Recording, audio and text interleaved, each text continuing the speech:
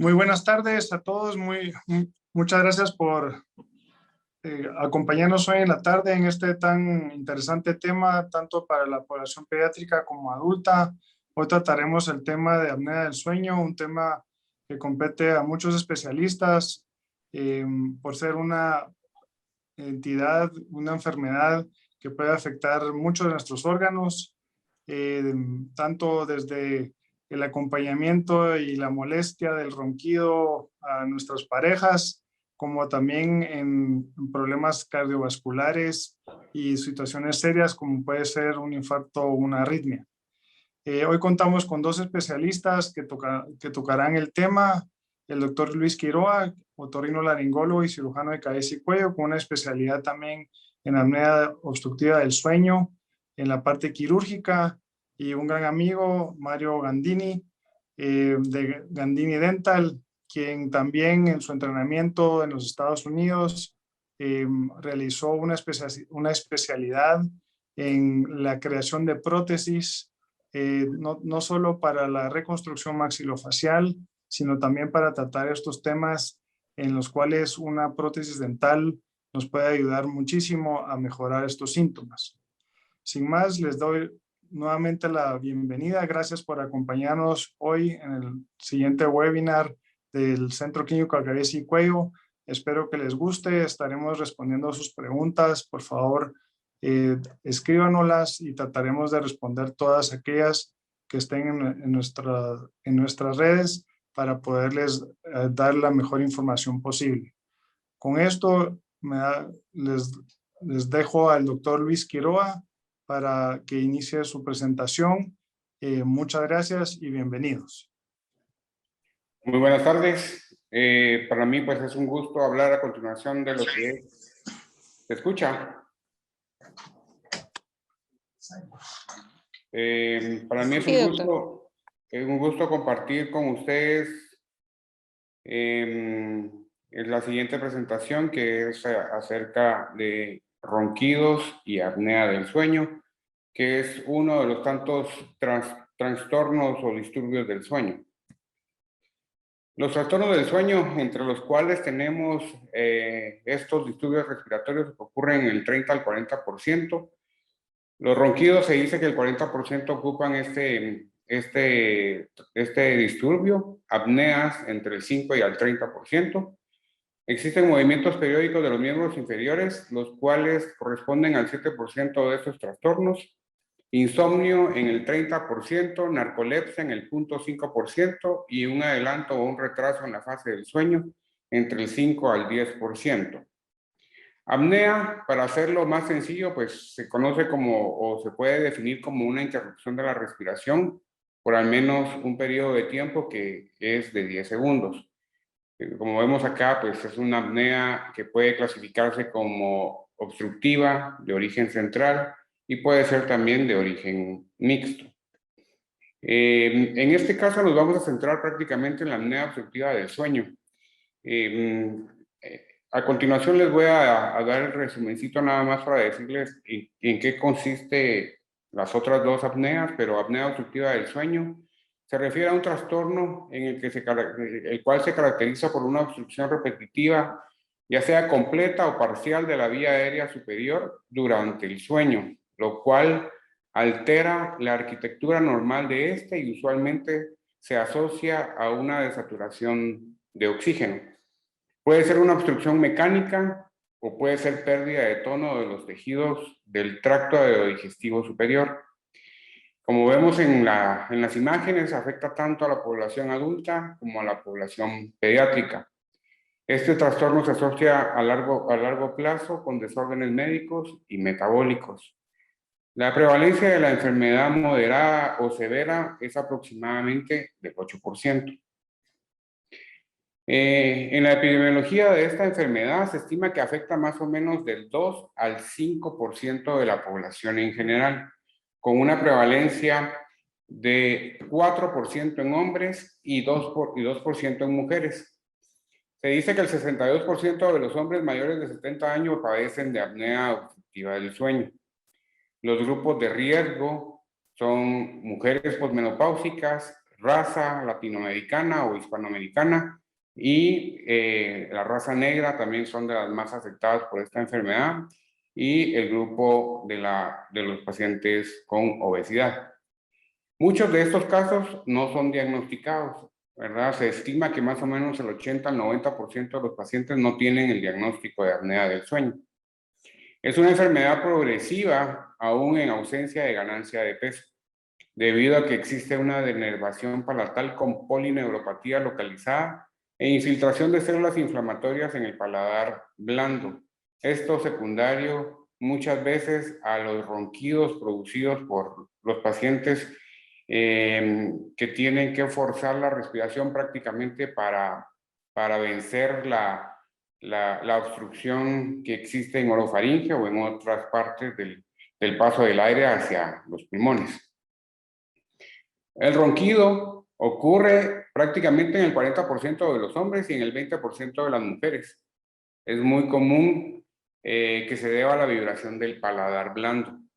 Más o menos el 20% se debe a que existe hipertrofia de la base de la lengua, que es conocida como la amígdala lingual. Todos los pacientes que tienen apnea del sueño roncan, pero no todos los pacientes que roncan tienen apnea. Para esclarecer un poquito también el panorama de los pacientes que tienen apnea del sueño, estos pacientes presentan ciertos síntomas nocturnos y algunos síntomas diurnos. Entre los síntomas nocturnos podemos saber que el paciente pues, ronca, como habíamos dicho anteriormente. La mayoría de las veces la pareja del paciente refiere que el paciente ronca y luego tiene una pausa en ausencia de respiración que dura unos cuantos segundos y luego se reanuda prácticamente la respiración con un ronquido. Esto ocurre aproximadamente en el 75% de los pacientes. Y estos pacientes pueden tener también disneas, ahogos y pueden tener también jadeos en el 18 al 31% de las veces, o de los pacientes, perdón. Puede haber babeo, bruxismo o rechinar los dientes, puede haber los síntomas de boca seca, orinar mucho por la noche, que se conoce como nicturia. El número de veces que el paciente se despierta a hacer pipí tiene una relación con la severidad de la apnea. La mayoría de los pacientes que tienen apnea del sueño también tienen reflujo gastroesofágico. Más o menos el 64 al 73% de los pacientes presentan síntomas de reflujo. La mayoría de las veces estos pacientes tienen un sueño sin descanso y tienen muchos despertares o micro despertares durante la noche. Durante el día los pacientes van a sentirse con un sueño excesivo, pueden tener dolores de cabeza por la mañana, tienen deterioro cognitivo, significa que la vigilancia y la función motora y la coordinación pueden estar disminuidas, pueden disminuir la calidad del sueño, también pueden haber cambios de humor, de personalidad, ansiedad e irritabilidad. En los pacientes masculinos se puede asociar también con disminución de la libido y con impotencia, y en las mujeres puede haber alteraciones del ciclo menstrual. Como dijimos anteriormente, pues estos síntomas también pueden asociarse o pueden existir en la población pediátrica, siendo un poquito diferentes en estos pequeños pacientes. Pueden haber síntomas nocturnos que también pueden acompañarse de ronquidos, pueden haber pausas de apnea, jadeos, pacientes o los niños se despiertan frecuentemente, hiperextienden el cuello, tienen unas posiciones un poco raras a la hora de dormir, presentan sudoraciones nocturnas, tienen movimientos paradójicos de la pared torácica, pueden orinarse o hacerse pipí en la cama por la noche, y tienen parasomnias. Esto significa que pueden tener también terrores nocturnos, o muchas veces estos pacientes pueden tener sonambulismo. Casi siempre tienen un sueño sin descanso y en la mañana pueden tener una respiración por boca, tienen una voz hiponasal, tienen rinorrea crónica o secreción nasal constante, obstrucción de la nariz, dificultad para tragar, tienen problemas neurocognitivos, o sea, problemas de aprendizaje en el rendimiento escolar y tienen somnolencia. En general, los pacientes pueden tener también retraso en el crecimiento, pueden presentar hipertensión pulmonar en los casos graves, por pulmonares o hipertensión sistémica. Las características físicas de estos pacientes pueden estar asociadas a pacientes que están con hipertensión arterial, pacientes obesos, pueden tener un incremento en la circunferencia del cuello, un cuello grueso en hombres, principalmente arriba de 43 centímetros, asocia al desarrollo de apnea. En mujeres con el cuello arriba de 40 centímetros de circunferencia también se asocia a apnea obstructiva del sueño. Los pacientes pueden tener ciertas características en la vía aérea superior, como las anomalías craniofaciales, entre estas la retrognatia, ¿verdad? Como una mandíbula un poco corta. Pueden haber anomalías de la faringe, anomalías dentales y anomalías nasales. Entre las anomalías nasales, pues podemos mencionar la hipertrofia de cornetes, desviaciones septales, pólipos y varias enfermedades que pueden obstruir la vía respiratoria superior. Entre las alteraciones que también se pueden existir y las podríamos clasificar como craniofacial o dental, son problemas de la articulación temporomandibular, ya que y aquellos pacientes que se relaja la articulación tienen caída hacia atrás de la mandíbula, estrechando el espacio faríngeo debido a que la lengua tiene un desplazamiento posterior. Los pacientes que tienen macroglosia o lengua grande también pueden presentar apnea, y la hipertrofia amigdalina también es una característica importante en los pacientes con apnea del sueño. Existe un hallazgo físico que ayuda en el diagnóstico y en el manejo también quirúrgico del paciente con apnea del sueño.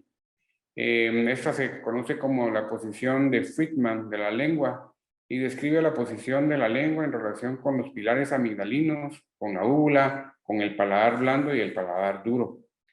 Se dice que es un factor independiente de la presencia y severidad de apnea obstructiva, con un incremento promedio de 2 veces de padecer apnea del sueño por cada punto en incremento en la posición de la lengua.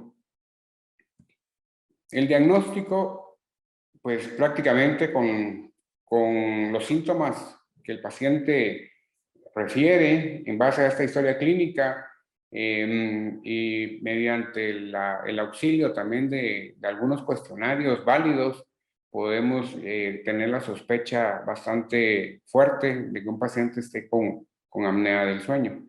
Existe la escala de somnolencia de Epworth, en la cual pues existen ciertas situaciones a las cuales se les da un puntaje, y en base a ese puntaje podemos más o menos determinar si el paciente tiene una somnolencia que es anómala o es un sueño normal. Existe otro tipo de cuestionarios también, los cuales pues, nos predicen el riesgo, si existe riesgo alto, intermedio o bajo de tener apnea del sueño, en base a cuántos sí el paciente presenta a la hora de contestar estos cuestionarios. Los estudios diagnósticos pues son varios, se pueden utilizar varios estudios diagnósticos. Entre estos pues está la cefalometría, que es una radiografía. Probablemente el doctor Gandini va a extenderse un poco más también en este tema. Y podemos también tener la tomografía computarizada, resonancia magnética, pero el patrón oro para determinar si un paciente tiene apnea del sueño es la polisomnografía. La polisomnografía puede realizarse en ciertos lugares, ¿verdad? El paciente puede descansar 24 horas en ciertos lugares y hacer un estudio de sueño, o puede hacerse también de manera ambulatoria. La polisomnografía Ambulatoria, como vemos en la imagen, es un examen bastante semejante, si lo podemos ver, a un Holter, ¿verdad? Que es una máquina que también mide la presión arterial por 24 horas. Pues este es un estudio que puede hacerse en casa sin someter al paciente al estrés de ir a dormirse a otro lugar. Este examen pues nos da bastante la información necesaria para determinar si el paciente tiene una apnea.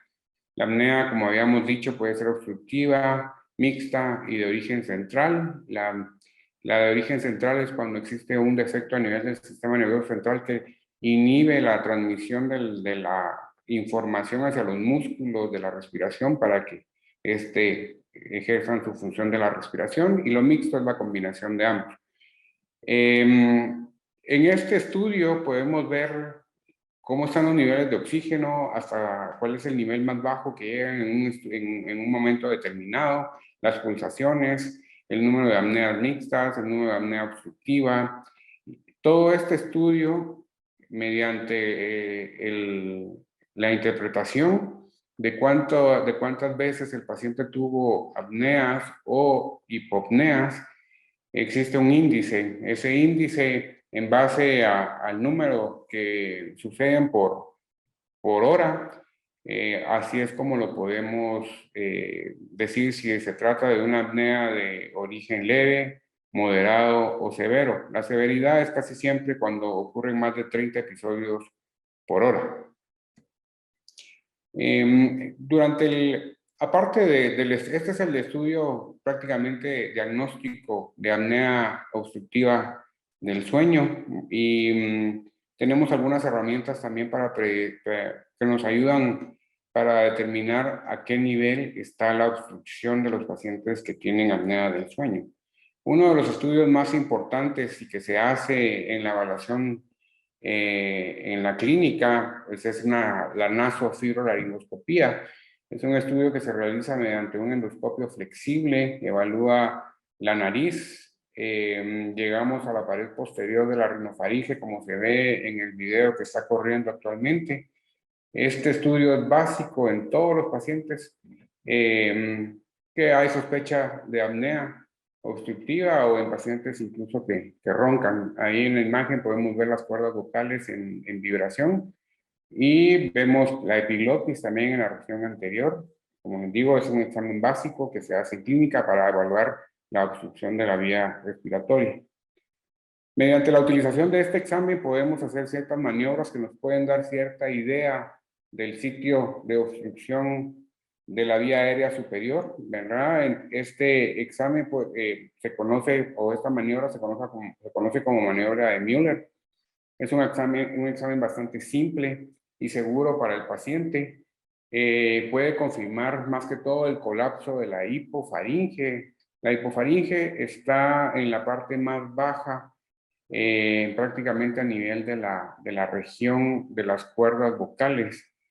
Este resultado no se puede transpolar al sueño natural, ya que pues aquí no existe una relajación completa de los músculos. Este es un examen que se hace con presión negativa forzada. Por lo tanto, pues da idea más o menos de dónde podría estar la obstrucción, pero no facilita la selección del paciente para un tratamiento quirúrgico de apnea obstructiva del sueño. El examen más importante en la evaluación de un paciente que se le va a realizar cirugía por apnea del sueño es una endoscopía que se realiza y con el paciente dormido. Se conoce como DICE. Tiene varias indicaciones para poder realizar el estudio, y las indicaciones son pacientes que no pueden, que no toleran el CPAP, ¿verdad? Que son las máquinas que producen presión continua, pacientes que tienen ronquidos, que provocan problemas sociales, por ejemplo, con la pareja. También es una evaluación, parte de la evaluación del sitio de la obstrucción. Pacientes que han fracasado con cirugías anteriores para el tratamiento de la apnea, y pacientes que se considera que no son aptos tampoco para para el tratamiento con el CPAP o que tienen también indicación para utilizar ciertos dispositivos como el dispositivo de avance mandibular. Este estudio en realidad se realiza en sala de operaciones y como vamos a ver en este video, semeja mucho el momento del sueño, ¿verdad? Se hace bajo anestesia general, con inducción con un medicamento que se llama Propofol. La verdad es que tenemos un examen que puede durar entre más o menos unos 10 a 15 minutos. Obviamente pues es limitado, pero nos da bastante idea, perdón, del sitio de la obstrucción, semejando el sueño. Como vemos en el video superior, pues vemos que existe un colapso de las paredes faríngeas laterales. Este paciente tiene hipertrofia amigdalina, por lo tanto es un paciente para amigdalectomía, un buen candidato para hacer amigdalectomía como parte del tratamiento quirúrgico de apnea. Estos datos digamos que tienen que documentarse mediante la evaluación de ciertas estructuras. Utilizamos la mayoría de las veces la clasificación de Boat, que evalúa el paladar, la orofaringe, la base de la lengua y también la epiglotis. Y en base al colapso de estas estructuras es como vamos clasificando y qué paciente necesita qué tipo de tratamiento. Aquí vemos en este video la vibración del paladar. Esto es la mayoría de las veces lo que provoca el ronquido en el paciente.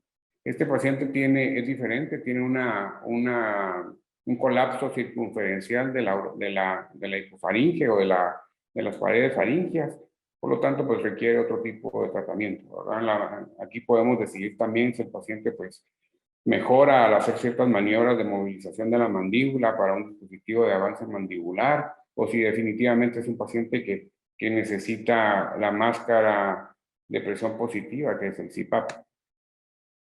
Existen algunas contraindicaciones para este estudio y entre esas contraindicaciones están pacientes con riesgo elevado por ser hipertensos, que tienen cardiopatías severas, el embarazo, alergia a medicamentos utilizados en el estudio, pacientes con obesidad mórbida y apneas graves también es una contraindicación. Cuando el índice de apnea y hipopnea es mayor de 70, pues es una contraindicación para este estudio. La fisiopatología de la apnea del sueño obedece al principio físico de Bernoulli, en el cual un aumento de la velocidad de los fluidos, esto se refiere prácticamente a la cavidad nasal, se asocia a una disminución en la presión ejercida sobre las paredes del tubo por el fluido. Eso significa que el segmento de la hipofaringe puede colapsarse debido a este gradiente de presiones. Cuando se pasa este punto crítico, se alcanza lo que se conoce como la presión de cierre faríngeo, lo cual cualquier exceso en esta presión crítica de presión provoca un colapso de los tejidos. Los riesgos cardiometabólicos en el paciente que tiene apnea del sueño van relacionados prácticamente a la apnea obstructiva del sueño y la obesidad. El paciente que tiene apnea obstructiva del sueño pues presenta hipoxia intermitente o disminución del oxígeno o la oxigenación, lo cual se puede transmitir o se puede manifestar en varios órganos, como el doctor Núñez presentó al inicio, lo cual provoca una inflamación de bajo grado, aumentando los niveles de interleucina, de factor de necrosis tumoral. Puede haber un incremento en la proliferación de las células beta y muerte celular, aumento de la resistencia a la insulina. Puede haber cambios a nivel del hígado, provocando una resistencia a la insulina hepática y por lo tanto un hígado inflamatorio o fibrótico. Cuando existe hipoxia intermitente, también se traduce como una hiperactividad simpática. Eso se traduce en liberación de ciertos factores u hormonas importantes en el estado de alerta, como las catecolaminas, el cortisol, lo cual incrementa niveles de colesterol, triglicéridos, aumenta la presión arterial y por lo tanto puede también provocar disfunción endotelial que altera la producción de óxido nítrico, lo cual favorece aterosclerosis, incrementando de esta manera el riesgo cardiometabólico. Estos riesgos se traducen en un mayor chance de que el paciente pueda tener infartos, fibrilaciones, ictus, hipertensión arterial no controlada, resistencia al tratamiento con insulina o una diabetes de difícil manejo. Por lo tanto, la apnea como tal, pues es una entidad que sí ejerce efectos bastante nocivos en general, en varios órganos. El tratamiento de la apnea está dirigido o se puede dividir en tres grupos. Pueden haber modificaciones de conducta, entre las cuales los pacientes que tienen apnea del sueño de moderada a severa, hay que excluirlas como un tratamiento único para este tipo, porque no van a responder estos pacientes a estas modificaciones de conducta. Este tipo de tratamiento está destinado únicamente para pacientes que tienen apnea del sueño leve, que no son obesos tampoco, ¿verdad? Entre esas son terapias posicionales. Se sabe que la posición supina o dormir boca arriba pues aumenta el chance de tener apnea del sueño. Algunos pacientes que tienen obesidad, pues las dietas a veces no funcionan tan rápido como uno quisiera, por lo tanto actualmente se recomiendan algunos tipos de cirugía bariátrica. Hay que evitar el uso de alcohol, comidas también pesadas antes de dormir, disminuir el consumo de tranquilizantes y somníferos, también es importante para controlar la apnea. Existen algunos dispositivos que pueden ajustarse también para el tratamiento de la apnea, entre los cuales pueden haber instrumentos de presión positiva de la vía aérea y aparatos orales como el dispositivo de avance mandibular que el doctor Gandini nos va a explicar a continuación. Y pueden haber tratamientos quirúrgicos. Vamos a ver también un poquito de la cirugía en general. En esta diapositiva pues podemos ver las diferentes formas que podemos tratar desde el punto de vista conservador, sin hacer cirugía a los pacientes para el tratamiento de la apnea. En pediatría tenemos también algunas medidas médicas que podemos utilizar. Entre estas podemos utilizar esteroides tópicos nasales, lo cual disminuye significativamente el índice de apnea y hipopnea en los pacientes con apnea de tipo obstructivo mixto, pero no ejerce ningún cambio en el tamaño de la amígdala y el adenoide. Se pueden utilizar algunos estudios que dicen que el uso constante de montelukast, modificador de leukotrienos, también podría ser utilizado y disminuir el índice de apnea y hipopneas. La terapia antirreflujo, reducción de peso y esteroides sistémicos en pacientes que, sobre todo que tienen rinitis alérgica, les puede beneficiar bastante. Algo que es importante es en la apnea obstructiva del sueño es la nariz. Se sabe que el flujo de aire nasal es aproximadamente de 20 a 30 litros por minuto.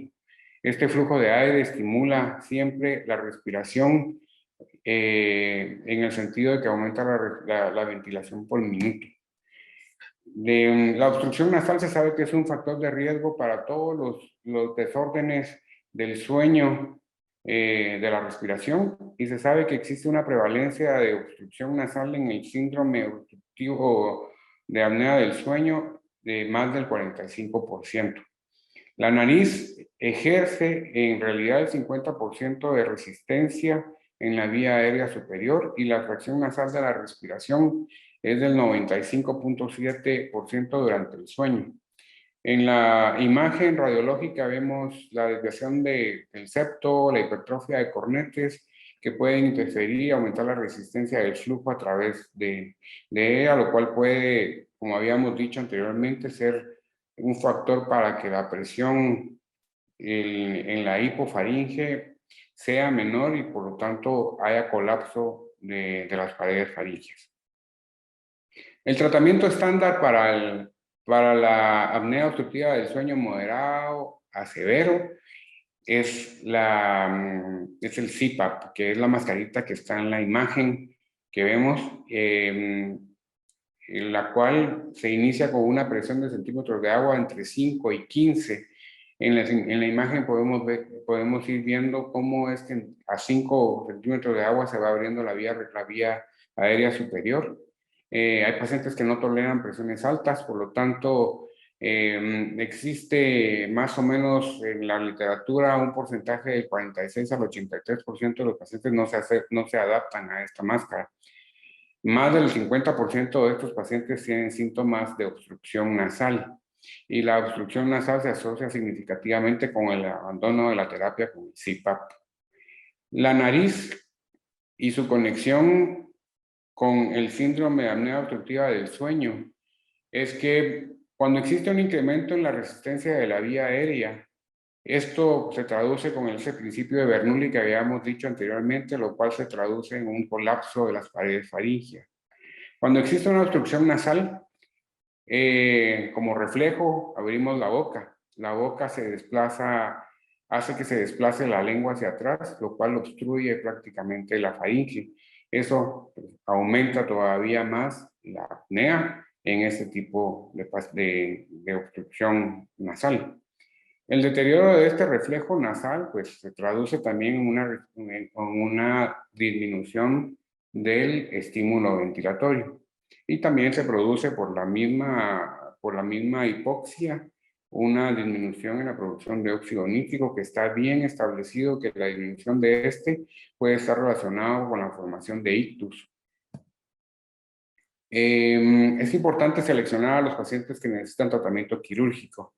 Existen algunas indicaciones quirúrgicas importantes y algunas contraindicaciones también para los pacientes que van a ser sometidos a cirugía secundaria a la apnea obstructiva del sueño. Todas las pacientes que tienen una indicación quirúrgica pues tienen que tener por lo menos arriba de 20 eventos por hora de índice de apnea y hipopnea y la desaturación de oxígeno tiene que estar por menos de 90%.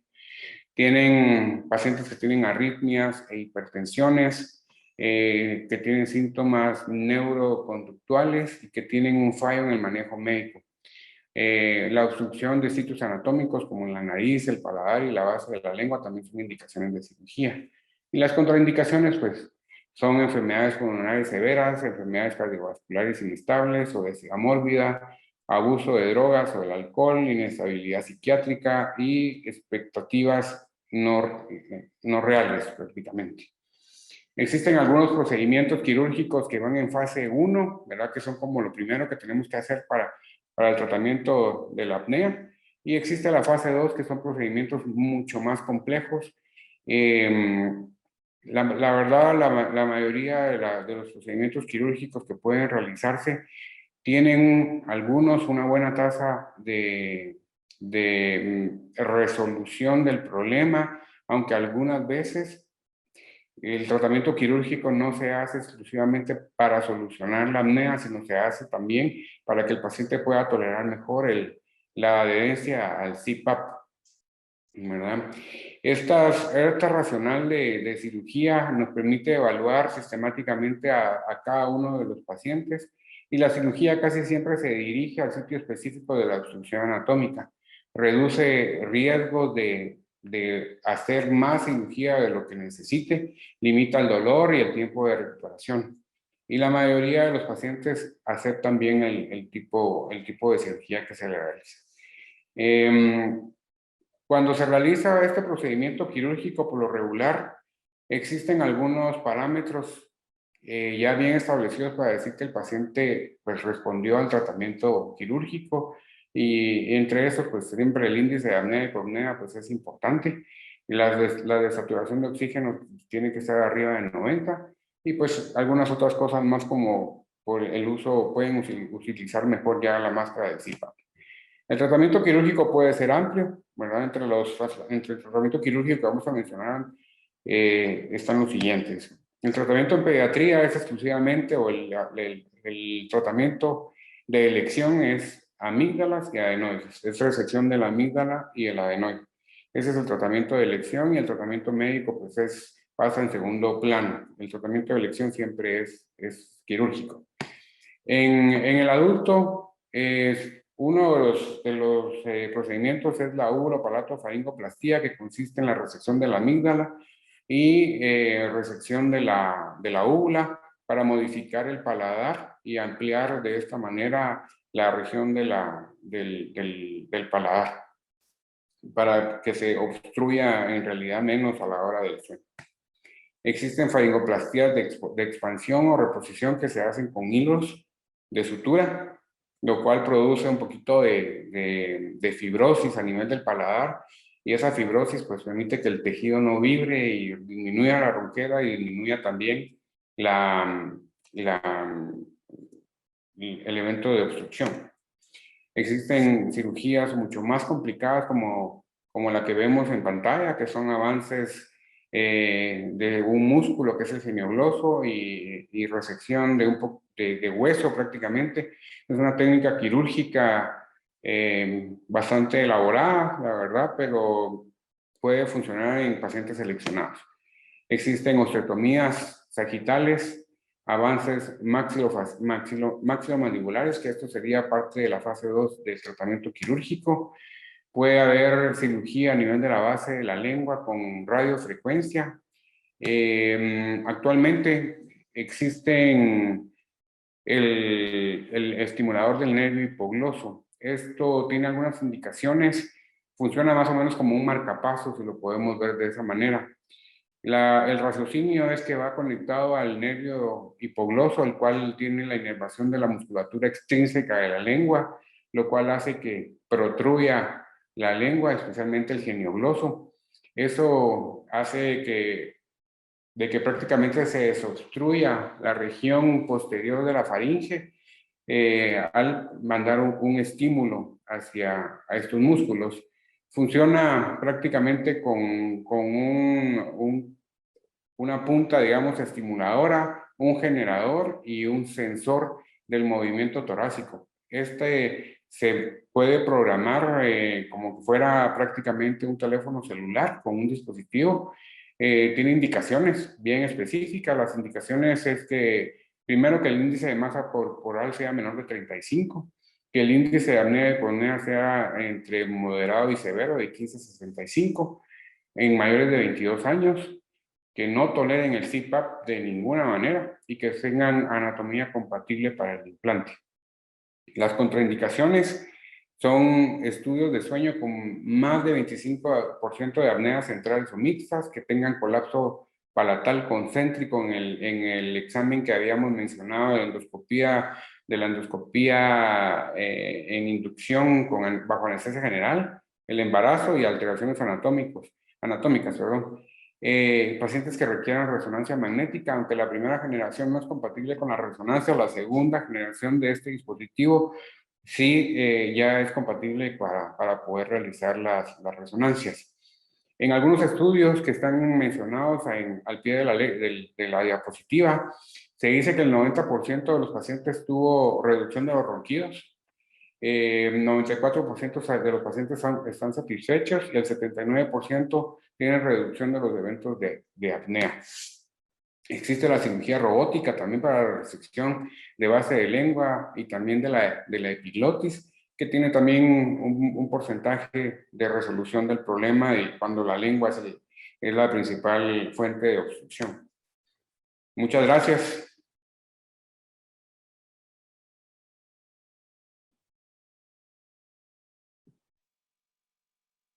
Gracias, doctor. Vamos a pasar con el doctor Gandini, por favor.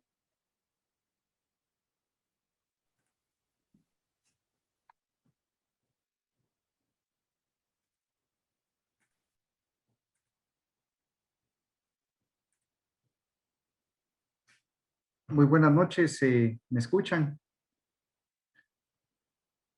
Sí, doctor. Gracias. Muchas gracias a Centro Clínico de Cabeza y Cuello, al doctor Núñez, al doctor Quigoa por la invitación a este tema tan apasionante y tan interesante para todos. A mí el doctor Núñez me pidió que platicara un poquito de los dispositivos intraorales que usamos para el manejo de estos casos, ¿verdad? Luego de que se les hace una evaluación otorrinolaringológica a estos pacientes y pues se hace una referencia para un aparatito de avance mandibular. Es interesante, pero a partir del año 2017, especialmente un 25 de marzo del año 2017, el concepto cambia. El concepto cambia porque el doctor Jeff Rose de la Universidad de Texas en San Antonio introduce un concepto que se llama la prostodoncia o prótesis oral de la vía aérea. Le empezamos a poner mucha atención a otro montón de situaciones y de temas relacionados a la vía aérea y al problema odontológico y al problema del crecimiento de los huesos de la cara, y no solo al tema de tratar a estos pacientes con un aparatito de avance mandibular o un dispositivo de avance mandibular.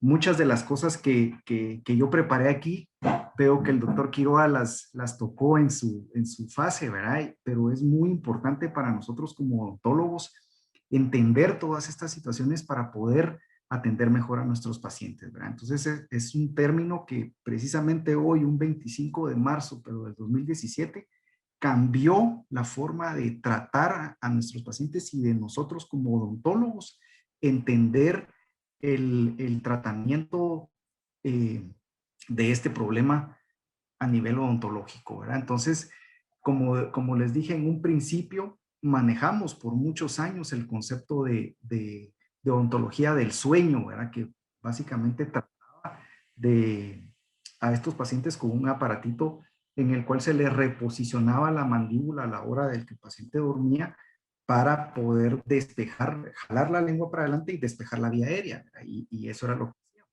Pero empezamos a ponerle atención a otro montón de situaciones como la que vemos aquí, ¿verdad? Vemos este tipo de paciente con este tipo de fracturas a nivel de sus dientes anteriores. Tengo este slide aquí para que se pueda observar cómo tenía el paciente el desgaste o dónde debieran de ir sus dientes, ¿verdad? Y esto es lo que vemos en la práctica todo el tiempo. Gente que viene con estos desgastes, con esas fracturas de dientes, etcétera, y decimos, ¿por qué solo es de un lado? ¿Por qué no es en toda la boca? O paciente que reporta dolor temporomandibular de un lado, no del otro, etcétera.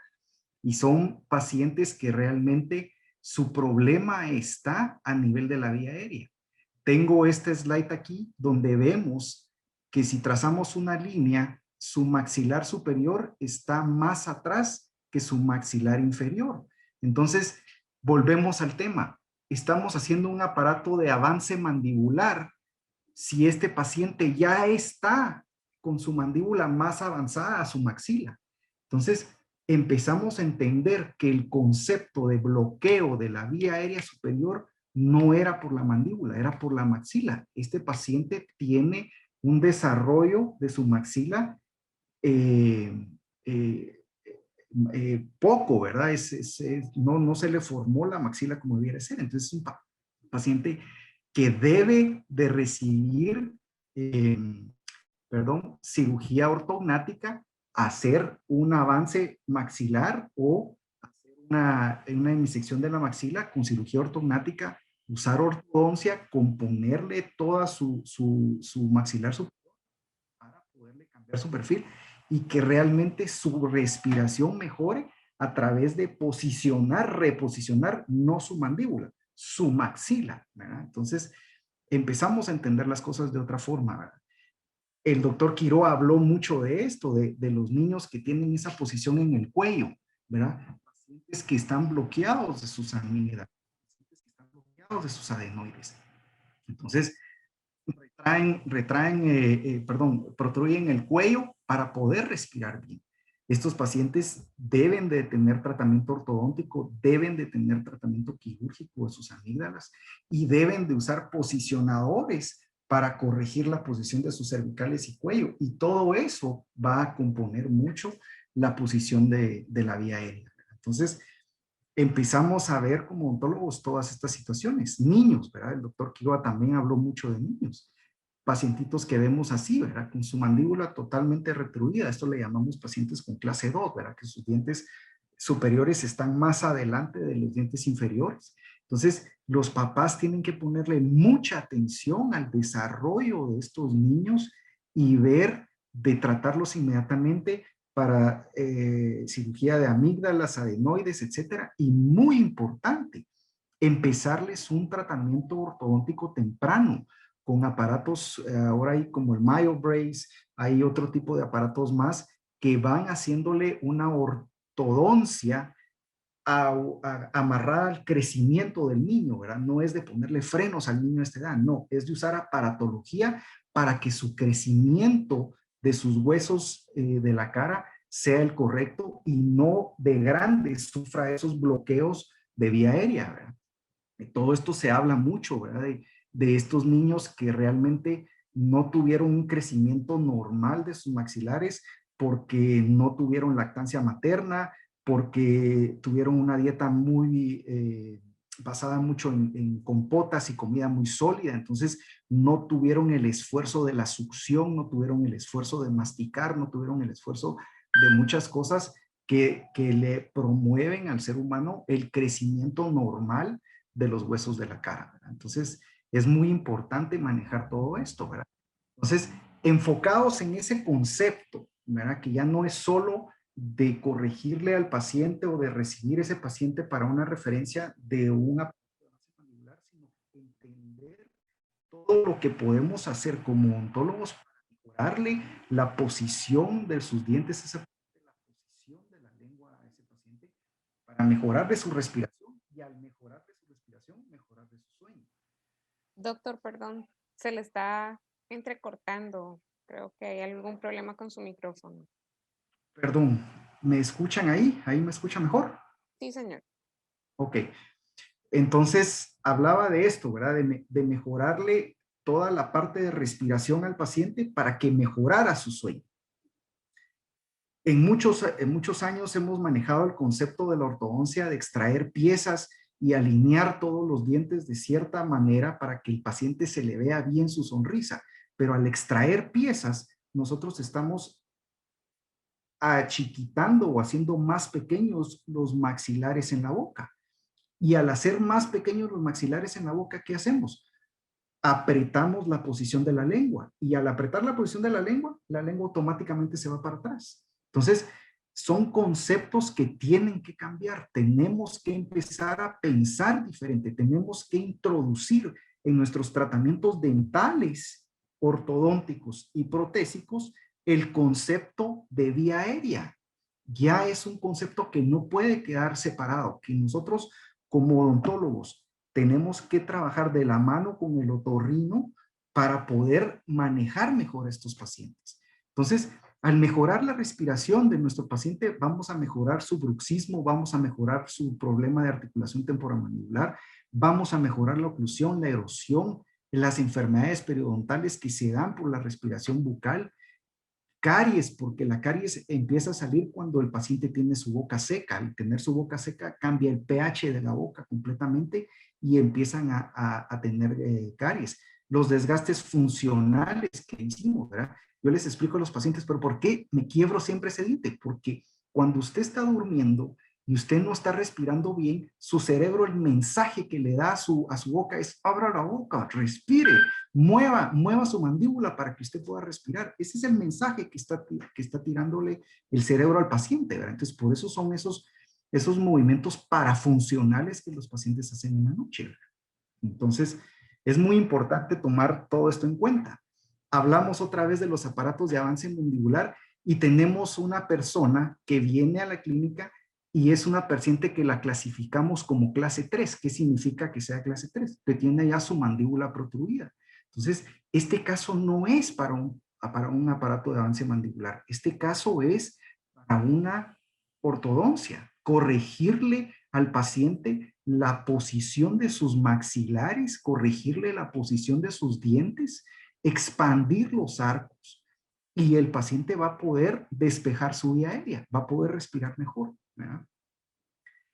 El doctor Quiroga habló mucho de esto y es bien importante, y nosotros en odontología lo conocemos como la triada del bruxismo, ¿verdad? El paciente que tiene apnea obstructiva, tiene bruxismo y tiene reflujo, ¿verdad? Entonces, son términos que nosotros como odontólogos debemos de manejarlos mucho en nuestros tratamiento con el paciente, en nuestra historia clínica, para poder dar el mejor tratamiento al paciente. De nada me sirve a mí que un paciente venga con sus dientes todos desgastados, etcétera. Yo le pongo toda la boca nueva, le corrijo toda su oclusión, etcétera, pero no le estoy corrigiendo el problema base, no le estoy quitando su apnea, no le estoy quitando el reflujo. Entonces, yo tengo que referir ese paciente a un estudio de sueño con un otorrino que le examine bien antes de ponerle 32 coronas en la boca o 32 prótesis dentales en la boca, ¿verdad? Entonces, es muy importante que empecemos a manejar todo esto, ¿verdad? Me voy a saltar estas slides, sé que estamos cortitos de tiempo. El doctor Quiroga habló también de esto, ¿verdad? Del reflujo, del reflujo con la apnea. Bueno, otra situación que platicamos mucho aquí en la oficina es esto, ¿verdad? Vemos estas slides de estos pacientes, decimos, bueno, pero está bloqueado, pero está respirando por la boca. Sí, tenemos que enseñarle desde chiquitos a nuestros hijos y a nuestros pacientes a que respiren por la nariz, ¿verdad? Que se acostumbren a respirar con la boca cerrada. Ahorita que estamos todos usando mascarilla, nos damos cuenta de los malos hábitos, ¿verdad? Andamos jadeando todo el tiempo, respirando por la boca porque la mascarilla nos topa aquí. Tenemos que acostumbrarnos a respirar por la boca. Hay una excelente lectura para todos los padres de familia que nos están viendo ahorita que se llama Cierre su boca y aprenda a respirar. Y una de las terapias que dan es la terapia con el tape en los niños, ponerles un tape en la boca cuando duermen para que se acostumbren a respirar por la nariz, ¿verdad? Niños que han venido bloqueados con su respiración nasal, tienen que aprender otra vez a respirar por su nariz. Al no respirar por la nariz, respirar por la boca, todo el crecimiento otra vez de los maxilares se altera y esos pacientes son los que luego de grandes dan esos problemas tan fuertes de apnea y de bloqueos, ¿verdad? Porque la vía aérea no está despejada. Otras situaciones que vemos mucho, ¿verdad? Pacientes con variaciones anatómicas, como tenemos aquí en la slide, ¿verdad? Desgastes múltiples, malposición dentaria, crecimiento de torus mandibulares o exostosis óseas, ¿verdad?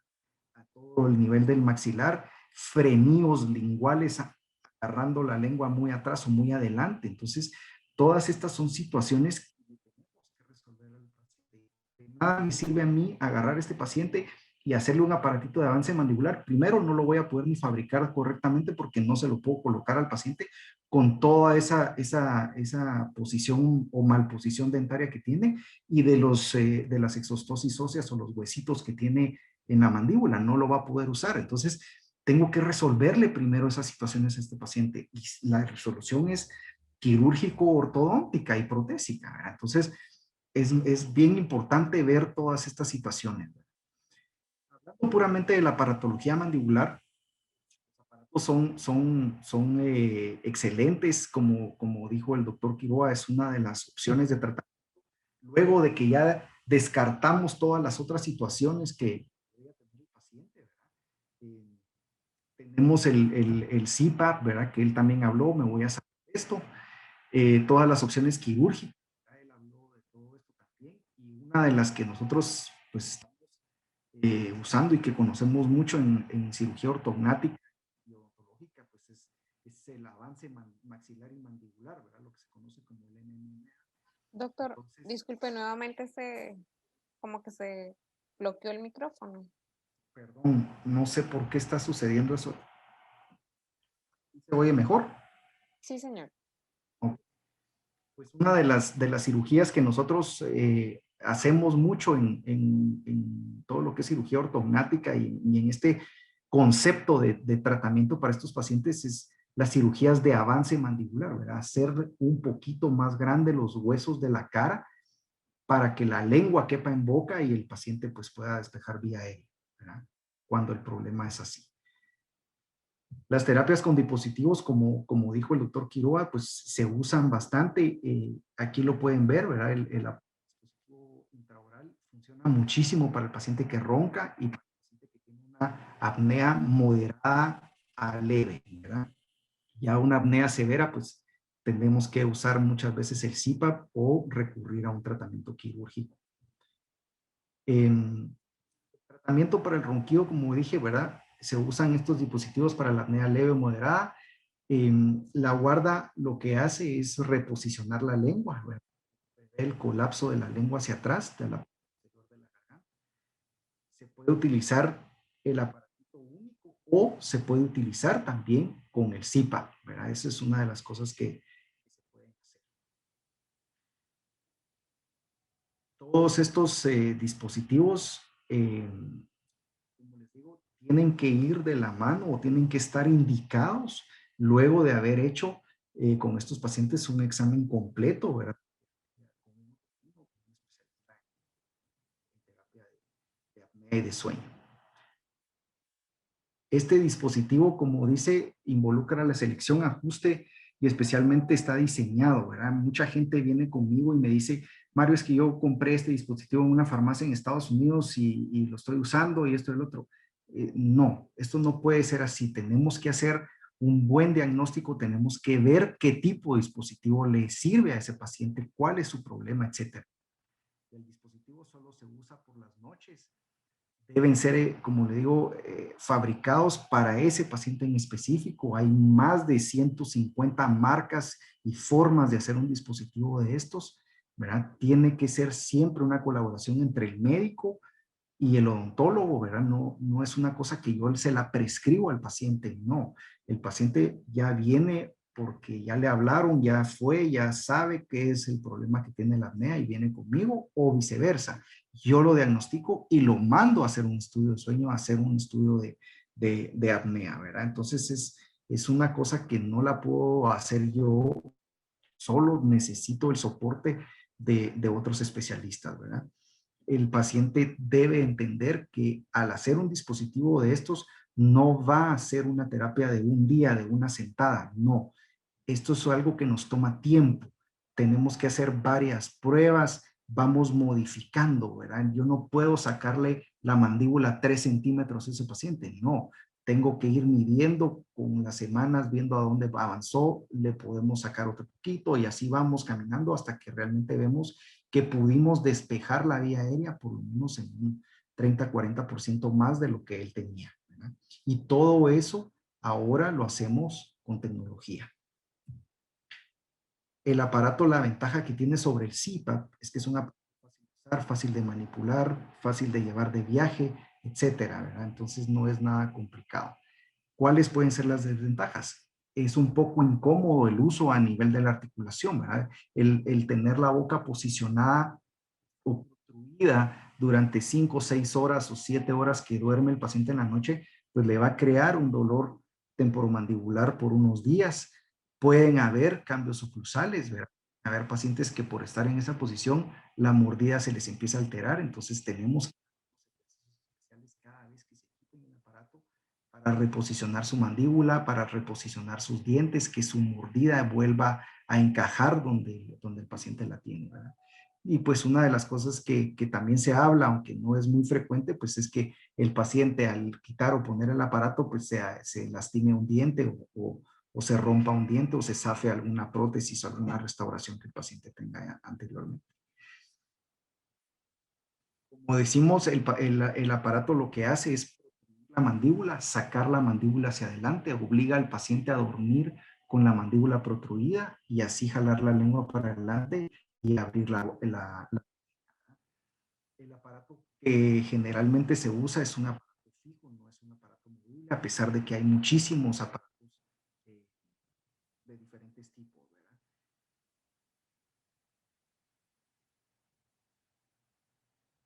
Básicamente los clasificamos en dos: el aparato de avance mandibular y el aparato que retiene la lengua. El aparato que retiene la lengua es un aparato que básicamente tiene un bulbo adelante y hace que usted posicione la lengua ahí y ahí se quede. Y el otro aparato es el que reposiciona toda la mandíbula, ¿verdad? Esta es una fotografía para que se entienda más o menos cómo es que el paciente duerme con el aparato colocado. y que sus dientes inferiores quedan más adelante que sus dientes superiores. Estas son fotografías de los diferentes aparatos que hacemos, pero generalmente tratamos de usar aparatos no complicados, no con tanta aparatología o alambres o ganchos, etcétera, para comodidad del paciente. Ahora estamos haciendo aquí en la clínica lo que es el análisis de la vía aérea. Ya tenemos aparatos tomográficos que traen softwares especiales que nos ayudan a analizar la vía aérea en los pacientes. Ya es un estudio que hacemos aquí de rutina, en el cual tomamos una tomografía, hacemos en la tomografía una segmentación de la vía aérea, ¿verdad? Que es lo que pueden ver aquí, esta es una segmentación de la vía aérea, y marcamos las áreas donde el paciente podría estar bloqueado en base a los milímetros cuadrados de apertura de su vía aérea. Y entonces, en base a estos estudios, diseñamos unos aparatos, usamos un dispositivo esto se llama un gauge of George, un dispositivo de George que sirve para reposicionar la mandíbula para adelante y tomar una mordida en esa posición y poder fabricar el aparato así. Entonces, tomamos una tomografía inicial, hacemos la segmentación de vía aérea, reposicionamos mandíbula con este aparato y con este aparato en boca tomamos otra tomografía para ver cuántos milímetros le estamos abriendo la vía aérea a ese paciente y poder fabricar. Ya no tomamos moldes, ¿verdad? Y eso ya quedó, es una cosa del pasado, que antes tomábamos moldes con unas masas para poder capturar toda la anatomía de los dientes y de la boca. Ahora ya usamos escáneres intraorales. Entonces ya es un flujo muy cómodo para el paciente, ¿verdad? Todo se hace con un escaneo intraoral. Fabricamos los modelos en softwares de los dientes del paciente, fabricamos los aparatos también en software y en impresoras 3D e imprimimos los aparatos ya para que el paciente en cuestión de horas pueda tener un aparatito de estos en boca. Este es el aparatito, este es el aparato que el paciente ya lo tiene posicionado en boca.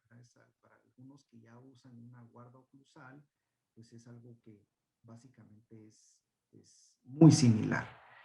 Y luego de hacer esto, pues ya hacemos lo que es la comparación de ese avance mandibular que hicimos, ¿verdad?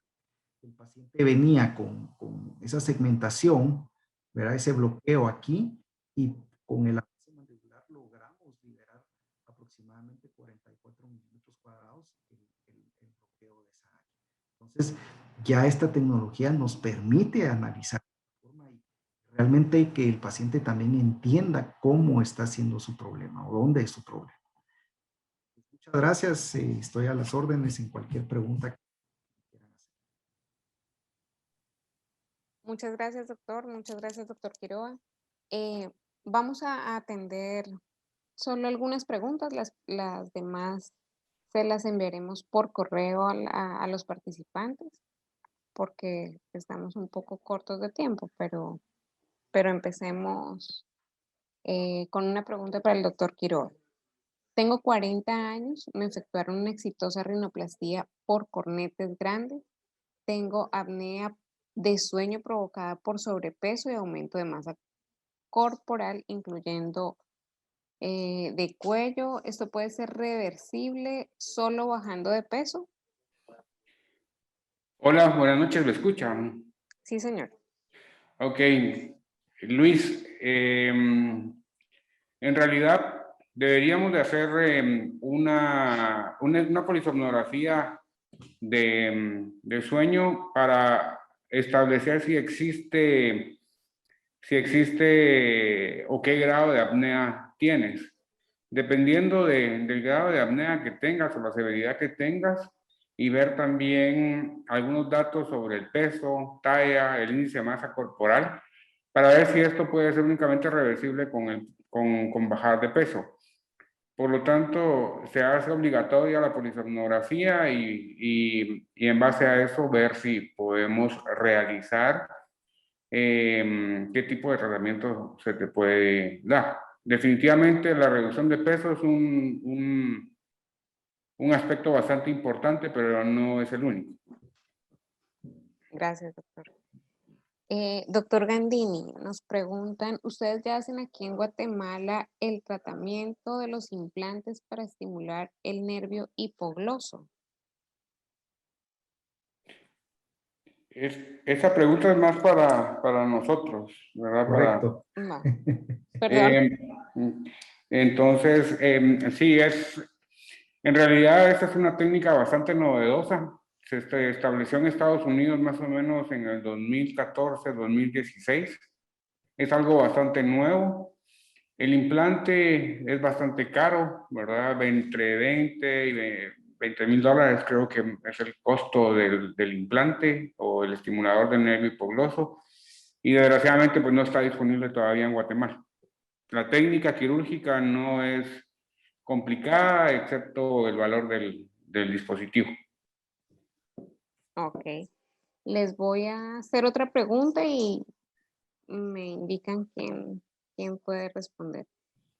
¿Cuál es la edad máxima para poder mejorar esta condición y que realmente sea efectiva? La edad, la verdad es que es un factor importante. Entre más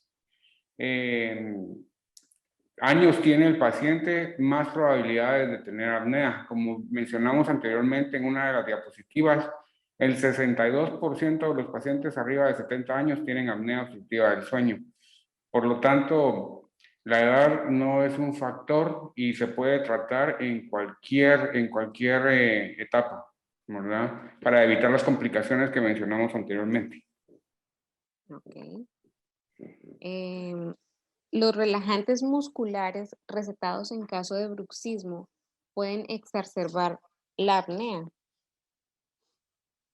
Doctor Gandini, ¿quiere contestar? Sí, generalmente los relajantes musculares los recetamos en el bruxismo por un periodo muy corto, ¿verdad? El paciente que se le receta, al menos el manejo que nosotros damos, el relajante muscular no se usa por más de 5 o 6 días. Se le usa solo para quitar al paciente esa fase aguda de dolor temporomandibular, en lo que fabricamos un dispositivo intraoral, ¿verdad? Ya sea una guarda para bruxismo, pero no le puedo decir que el uso tan corto de un relajante muscular le va a exacerbar la apnea. Es una cosa que la usamos por muy corto tiempo, al menos nosotros aquí, para poder solo llegar al momento de fabricarle el aparato y que el paciente empiece a usar su aparato. Okay. ¿Cuál es el tratamiento indicado para la hipoxemia leve, principalmente durante horas de sueño, con una SO2 mínima del 79%? En esa pregunta, pues es importante saber si esa hipoxemia es determinada por una polisomnografía o únicamente un dispositivo de los que se utilizan como los relojes que te miden ahorita actualmente las pulsaciones, etcétera. Si esa es determinada únicamente por un dispositivo de esas, pues no es muy confiable. Debería de hacerse una polisomnografía y en base a esa, si el nivel de hipoxemia del 79% existe, hay que tratar, eso es una apnea, es una buena apnea. Bueno, hay que tratarla y dependiendo del tipo de apnea, el paciente se puede, y dependiendo de los hallazgos físicos, se puede decir si esto es quirúrgico o va a tratamiento médico con un CPAP. Okay. Gracias, doctor. La relajación de los tejidos y retracción de la lengua podría tener mayor incidencia en pacientes que viven en climas tropicales con mayor humedad.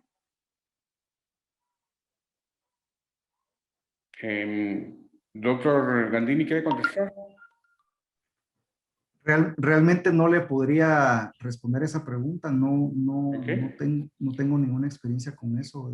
Ok, clima. no interfiere, ok. La retracción de la lengua, digamos, en dirección posterior no tiene absolutamente nada que ver con el cambio de humedad. Ese es un proceso prácticamente de relajación muscular que no está relacionada al clima. Ok. Vamos con la última pregunta y es ¿cómo influye la rinitis alérgica con la apnea obstructiva del sueño? Como mencionamos anteriormente en una de las diapositivas, la nariz es sumamente importante como un paso del aire hacia el pulmón. Por lo tanto, la rinitis alérgica, aparte de producir edema de la mucosa, y el paciente, si tuviera también algo de base como una hipertrofia de cornetes y una desviación del septo nasal, eso definitivamente obstruye la vía respiratoria superior y por lo tanto va a hacer que el paciente respire con la boca abierta, haciendo de que su problema de apnea empeore. Ok. Bueno, gracias, doctor Quiroga. Doctor Gandini, nos están preguntando por los datos para poder contactarlo. ¿Usted me los podría indicar para ponerlos dentro del chat, por favor? Sí, con mucho gusto. Mi clínica está ubicada en el edificio Dubai Center, es 13 calle Primera Avenida, zona 10. Los Permítame un teléfonos segundo. Dubai Center, 13 Avenida. 13 calle Primera Avenida, zona 10. Y los teléfonos son el 2331-0210 o 0211. 2331-0210 O 0211.